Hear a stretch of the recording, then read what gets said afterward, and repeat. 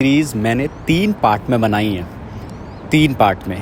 पहले पार्ट में मैंने बताया था कॉलेजेस कनाडा में कैसे ढूंढने हैं। अगर आपका मन है बाहर पढ़ाई करने का, आप कॉलेजेस कैसे ढूंढोगे, उस वीडियो का लिंक मैं डिस्क्रिप्शन में दे दूंगा।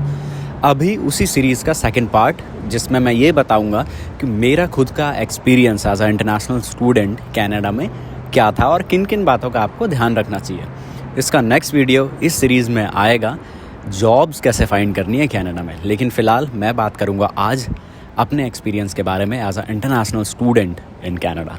तो मैं एक एक करके बात करूंगा। अभी मैं कहीं पे हूँ इसलिए ज़ोर से नहीं बोलूँगा। मैं एक एक करके बात करूंगा अपने एक्सपीरियंस के बारे में, कैसे कैसे एक्सपीरियंस चेंज हुए, कैसे कैसे ट्रांजिशंस आए, नया था तब क्या हुआ, बीच में क्या हुआ, और जब पढ़ाई ख़त्म हो गई तब क्या हुआ। तो पूरे ट्रांजिशन के बारे में, पूरी जर्नी के बारे में इस वीडियो में मैं अपनी एजुकेशन के बारे में बात कर दूंगा। तो चलो फिर स्टार्टिंग से स्टार्ट करते हैं।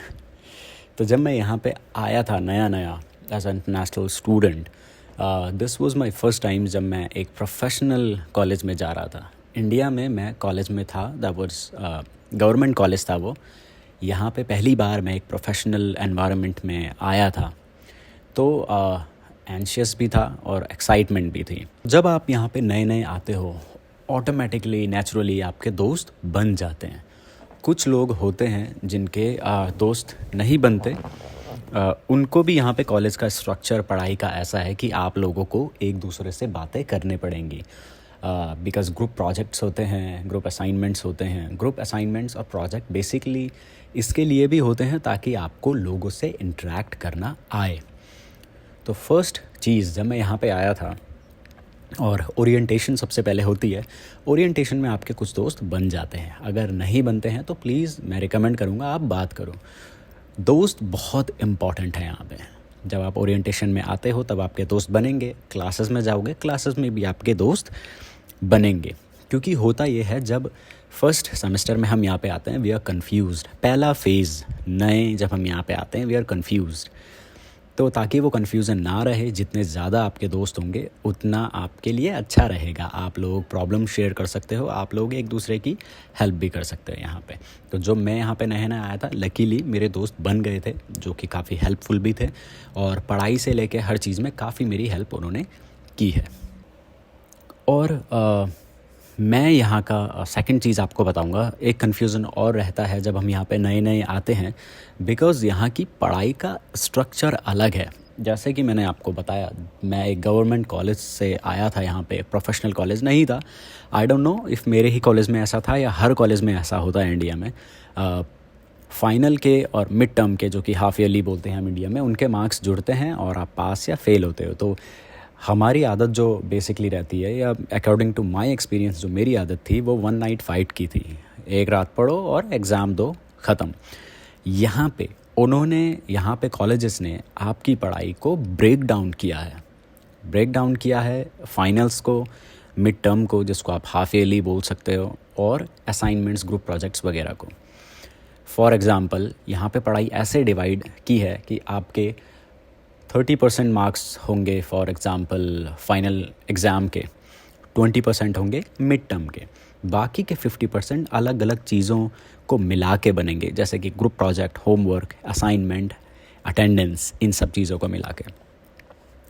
इनका जो टोटल होता है वो एटलीस्ट 60% होना चाहिए पास होने के लिए। यहाँ पे पासिंग परसेंटेज इज़ 60% अगर आपको पास होना है।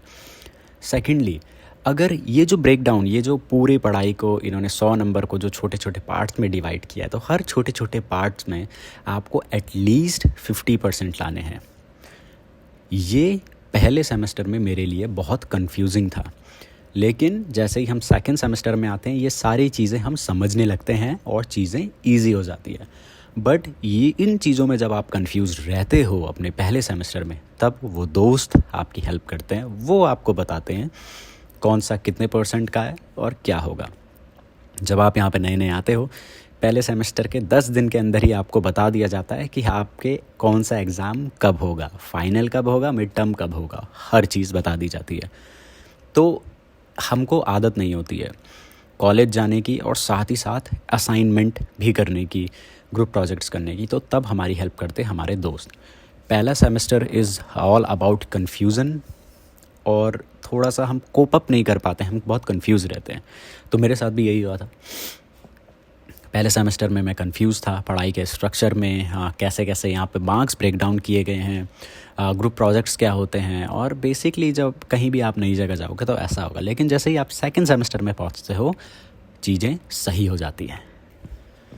फिर एक और चीज़, जैसे ही हम यहाँ नए आते हैं फर्स्ट सेकंड सेमेस्टर में, पहली जो कठिनाई हम फेस करते हैं वो होती है टाइम मैनेजमेंट। बिकॉज़ हमको कॉलेज आना है, हमको अटेंड करनी है क्लासेस, हमको एग्ज़ाम देने हैं, और हमको ग्रुप प्रोजेक्ट्स हो गए, असाइनमेंट्स हो गए, होमवर्क भी करना है टाइम टू टाइम। बिकॉज़ हम यहाँ पे ऑनलाइन सबमिट करते हैं अपने असाइनमेंट वगैरह, और हर असाइनमेंट की, हर होमवर्क की एक डेडलाइन होती है। टाइम मैनेजमेंट भी यहाँ पे एक इशू होता है।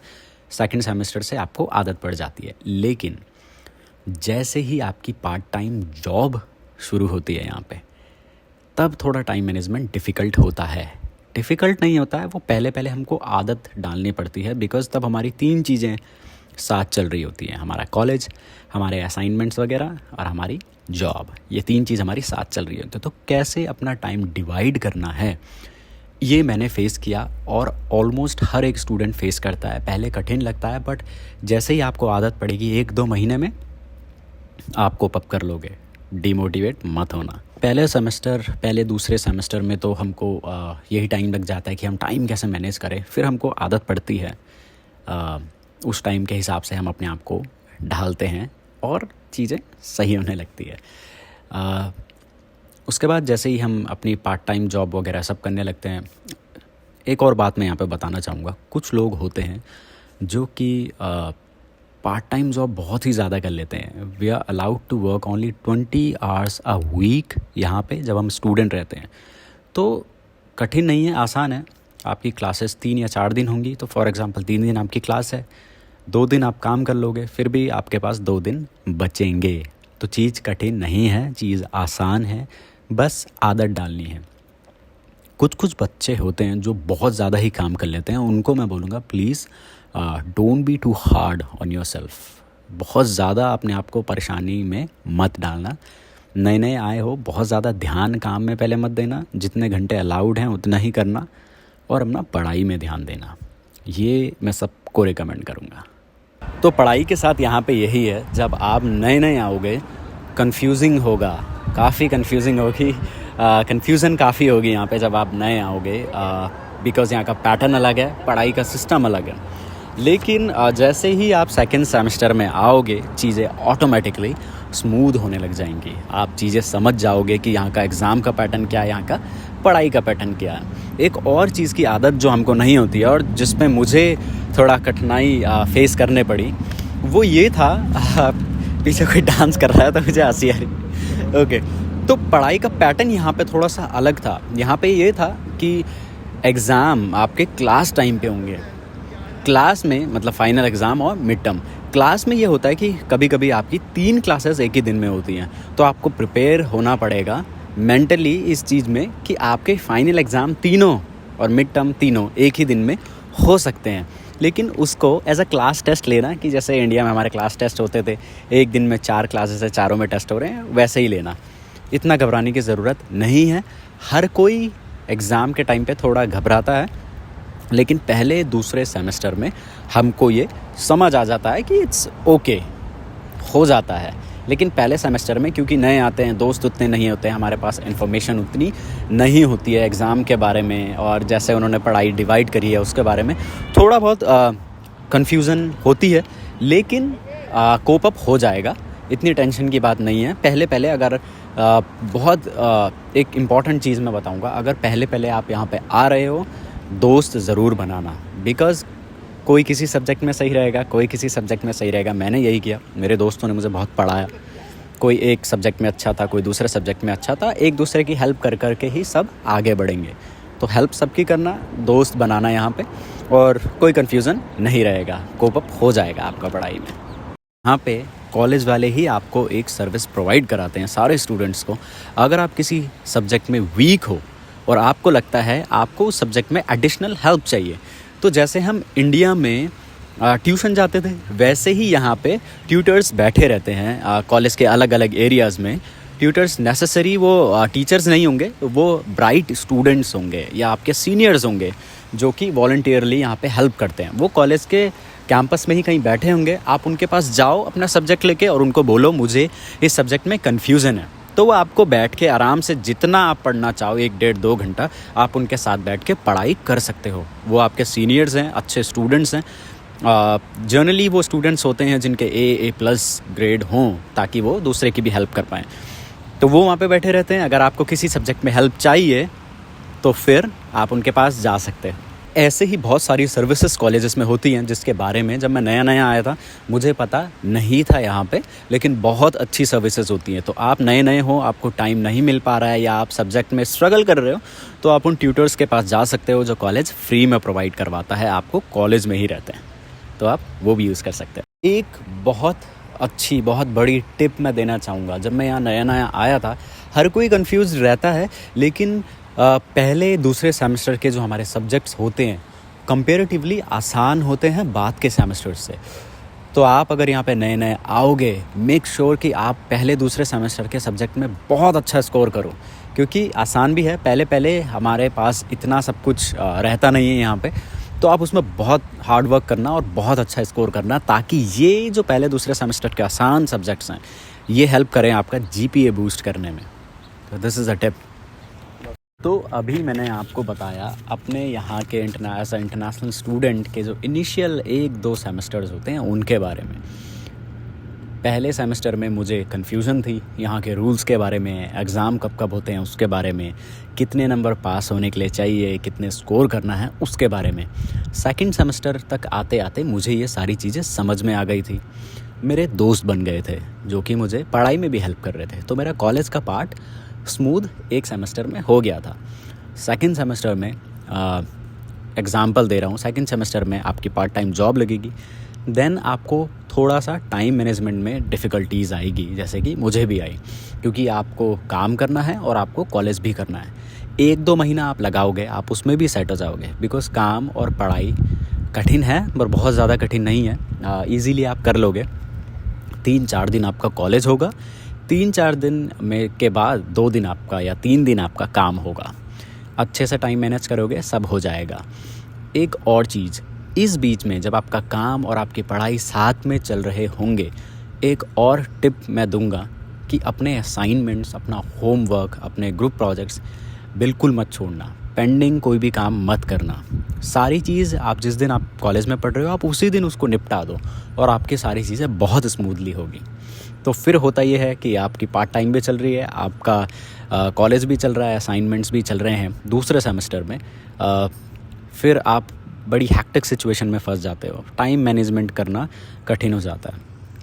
लेकिन जैसे जैसे आप थर्ड सेमेस्टर में आओगे आपको आदत हो जाएगी, आप ये टाइम मैनेजमेंट वाला भी सीख जाओगे, आपका कॉलेज भी सही हो जाएगा, काम भी सही हो जाएगा और दोनों चीज़ें साथ में भी सही हो जाएगी। किसी लोगों को थोड़ा सा प्रॉब्लम इसमें भी होती है कि कॉलेज काम एंड घर के काम, खाना बनाना वगैरह एक साथ कैसे करें, लेकिन हल्के हल्के इस चीज़ में आपको आदत हो जाएगी।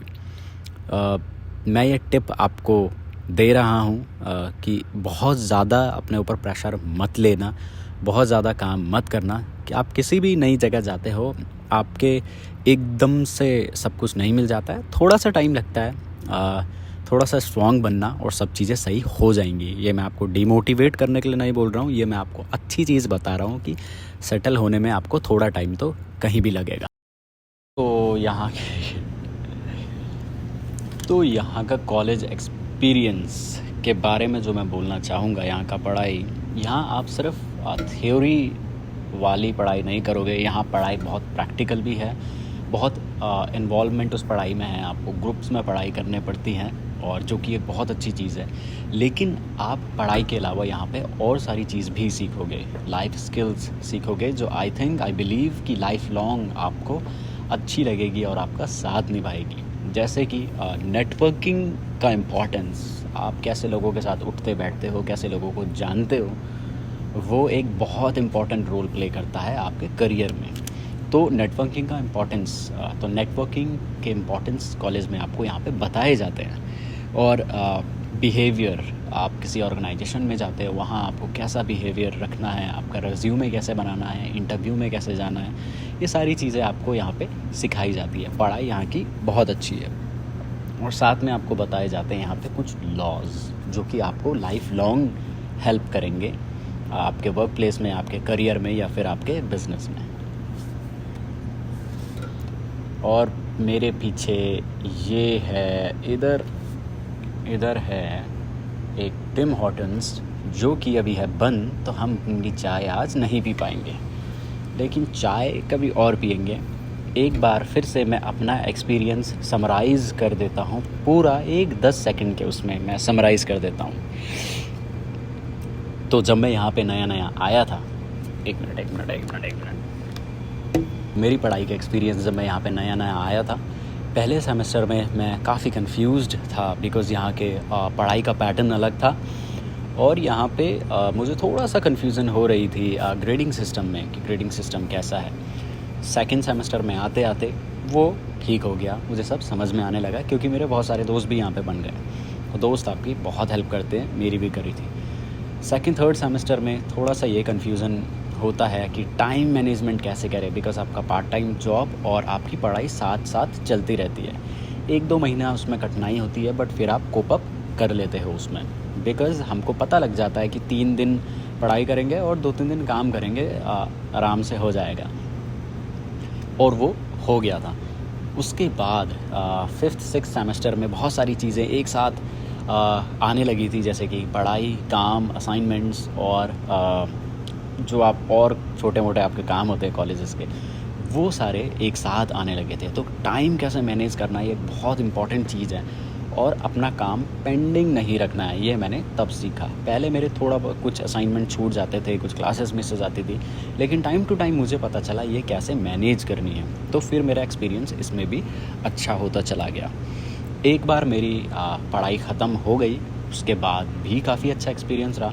आप जो कॉलेज में सीखते हो वो आप अपनी लाइफ में इम्प्लीमेंट यहाँ पे कर सकते हो। आपकी पढ़ाई काफ़ी प्रैक्टिकल है, काफ़ी इंगेजिंग है, जो कि मुझे बहुत यहाँ की पसंद आई। यहाँ का एजुकेशन सिस्टम मुझे बहुत अच्छा लगा कि आपको एंगेज रखते हैं और आपकी जो पढ़ाई है आपको आगे भी हेल्प करती है। सिर्फ पढ़ाई ही नहीं करवाते हैं, आपको स्किल्स भी सिखाते हैं और चीज़ें भी सिखाते हैं। तो अगर आप मुझे पूछोगे इस चीज़ को कंक्लूड करने के लिए, मैं बोलूँगा if you are planning Canada आके एज अ स्टूडेंट कनाडा आने की, तो आई विल रिकमेंड यू कि आप आओ, take it slow, take it easy. आप यहाँ पे आ सकते हो, पढ़ाई अच्छी है। अपने आप को जब पढ़ाई आपकी चल रही होगी तो मेन फोकस पढ़ाई में देना, कोशिश ये करना कि आपको पर्पस पता हो, आप यहाँ पढ़ाई के लिए आए हो, तो मेन ध्यान पढ़ाई में देना। अगर आपकी पढ़ाई अच्छी होगी, आप पैसा उसके बाद भी कमा सकते हो। कई लोग जिनको मैं जानता हूँ, उन्होंने बहुत एकदम रश किया कि जल्दी एज अ स्टूडेंट ही पैसा कमा ले, कैश में काफ़ी काम किया, किसी ने महंगी महंगी कार भी ले ली। बट लॉन्ग रन में ये सही नहीं है। ये आपको आपकी स्टडीज़ भी ख़त्म करवा सकता है। अगर आप फेल हो गए तो उसके बहुत कॉन्सिक्वेंसेस हैं, डिपोर्ट भी हो सकते हैं। इसका अलग वीडियो बनाऊंगा। लेकिन फ़िलहाल कंक्लूड करने के लिए, पढ़ाई अच्छी है। जब नए आओगे, ध्यान पढ़ाई में देना। पहले दूसरे सेमेस्टर में कोशिश करना कि बहुत अच्छा स्कोर कर लो। होमवर्क छोड़ना मत, टाइम टू टाइम काम करना। कोप अप हो जाती है चीज़ें, इतना कठिन नहीं है। तो डिमोटिवेट मत होना। अगर आपको कोई डरा है भी तो डिमोटिवेट मत होना, सब चीज़ें अच्छी हो जाएंगी। ठीक है।